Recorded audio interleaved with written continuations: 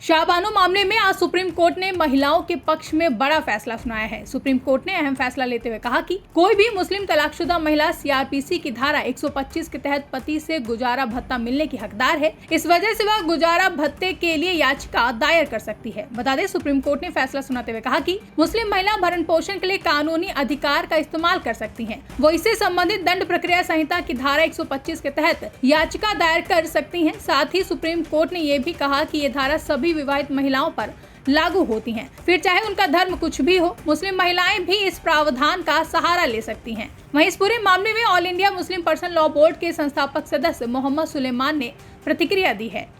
देखिए, शाहबानो का जो मुकदमा सुप्रीम कोर्ट ने फैसला किया था 1985 में, उसके खिलाफ मसला बोर्ड ने मूवमेंट चलाया और एक नया कानून भी वजूद में आया। लेकिन उस कानून के इंटरप्रिटेशन को जाहिर है हर जुडिशरी करती है, सुप्रीम कोर्ट करता है।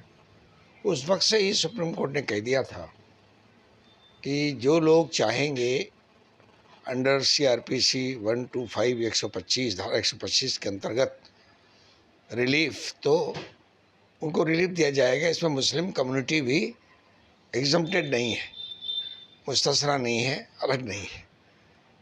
और जुडिशरी का आमतौर पे ये रवैया रहा है या ऐसी मान्यता रही है हर जुडिशरी में कि जो धार्मिक कोडिफिकेशंस हैं या महिलाओं के अधिकार के लिए धार्मिक गारंटी हैं वो पर्याप्त नहीं है। ऐसी मान्यता अदालतों की रही है।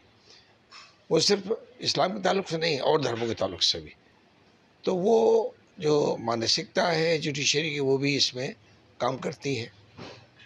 जहाँ तक बात इस तरह के रिसेंट हालिया फैसलों का सवाल है, इसमें हमें यही कहना है कि जो हमारी बहनें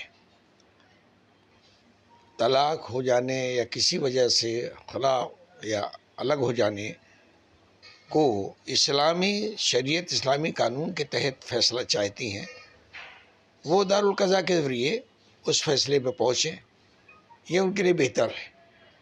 और जो बहनें हमारी समझती हैं कि मुल्क की अदलिया से उन्हें इंसाफ मिल सकता है या 125 सीआरपीसी के तहत उन्हें भरण पोषण की या जो ज़रूरतें हैं वो पूरी की जा सकती है, वहाँ से आदेश लेकर वो वहाँ जा सकती हैं, जा रही हैं। लेकिन उसमें एक मसला ये है कि अलग होने के बाद भी वो रिश्ता ख़त्म नहीं होता और दूसरी शादी महिला नहीं कर सकती, क्योंकि साबका शौहर से एक भरण पोषण यानी मेंटेनेंस लेने के कारण वो कनेक्टिविटी, वो ताल्लुक़ बना रहता है। तो इसको मैं कहूँगा ये गैर फितरी अमल है, इट्स अननेचुरल अप्रोच। इसीलिए पर्सनल बोर्ड कहता है कि भाई कानून शरीयत में बहुत वाज़ेह अंदाज में औरतों की इज़्ज़त नामूस को सामने रखते हुए ये लेट डाउन किया है कि जो औरत साबका शौहर से अलग हो रही है, उसकी मर्ज़ी है या शौहर की हालात का तकाज़ा है, उसके जो कमिटमेंट शौहर के हैं या मालूमाता के जो तकाज़े हैं वो पूरा करे शौहर,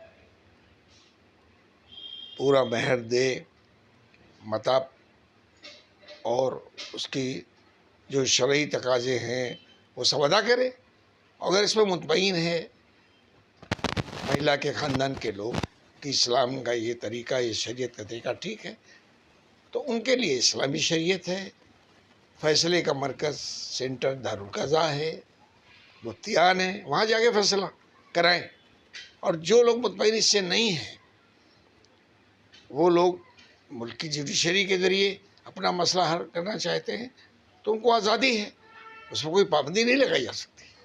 गौरतलब है कि अब्दुल समद नाम के एक मुस्लिम शख्स ने अपनी पत्नी को गुजारा भत्ता देने के तेलंगाना हाई कोर्ट के आदेश को सुप्रीम कोर्ट में चुनौती दी थी। सुप्रीम कोर्ट में शख्स ने दलील दी थी कि तलाकशुदा मुस्लिम महिला सीआरपीसी की धारा 125 के तहत याचिका दायर करने की हकदार नहीं है। महिला को मुस्लिम महिला अधिनियम 1986 अधिनियम के प्रावधानों के तहत ही चलना होगा। ऐसे में कोर्ट के सामने सवाल था कि इस केस में मुस्लिम महिला अधिनियम 1986 को प्राथमिकता मिलनी चाहिए या सीआरपीसी की धारा 125 को, जिसके बाद आज सुप्रीम कोर्ट ने बड़ा फैसला लेते हुए मुस्लिम महिलाओं के पक्ष में फैसला सुनाया है। ब्यूरो रिपोर्ट, इंडिया पब्लिक खबर।